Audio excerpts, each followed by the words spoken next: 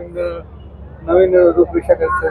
तुम्ही पत्रकार आहात, तुम्ही फिरून बघा धक्का कुठल्या गटाला बसलाय ते. कारण हा धक्का मी 6-8 महिन्यापूर्वीच बोललो होतो हे होणार आहे. आणि हा धक्का ठाकरे गटाला नाहीये. ठाकरे गट आहे तिथेच आहे. मी काय त्यांचा वकील नाही किंवा त्या पक्षाचा पदाधिकारी नाहीये. परंतु इथलं राजकारण मला माहिती आहे. शिंदे गटाला बसलेला धक्का आहे आणि ते सत्य आहे. नाही ना, माझी तर विनंती आहे लोकांना की तुम्ही बघत असाल कमेंट्स काय येत आहेत सध्या.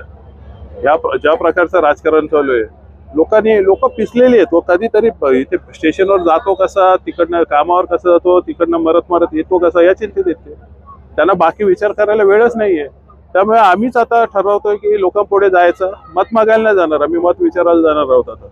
आणि ते लोकांनी ठरवावं मला वाटतं. आम्ही सतत किती विरोधात राहू, आमची लोकांना इच्छा सांगतोय की आमची इच्छा आहे आम्हाला सत्तेत द्या. विरोधात राहून ही कामं नाही होणार. विरोध करायचं तेव्हा आम्ही करतच राहू. परंतु एक गोष्ट खरी आहे तुमची की विरोधक असा राहिलेला नाहीये. सगळे मिंदे झालेले आहेत, आमिष दाखवतायत, सगळे नवीन पद काय देणार असे दाखवतात. कोणा पाठीचा कणा राहिलेला नाहीये. सगळे इथले राजकारणी आहेत ना, दुर्दैवाने बोलावं वाटतं की सरपटणारे प्राणी आहेत, यांना पाठीचा कणा नाहीये. काय सांगा?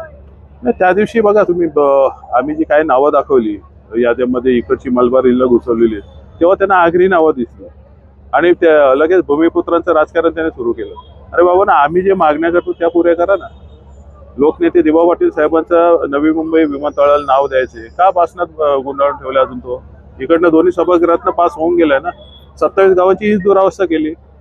तुम्ही 27 गावं बाहेर काढणार असं सांगून तुमचे सगळे उमेदवार उभे केले. ते आम्ही सगळ्यांनी त्यांच्या पाठीशी उभे राहून ते बीजेपीचे निवडून दिले होते. काय केले यांनी?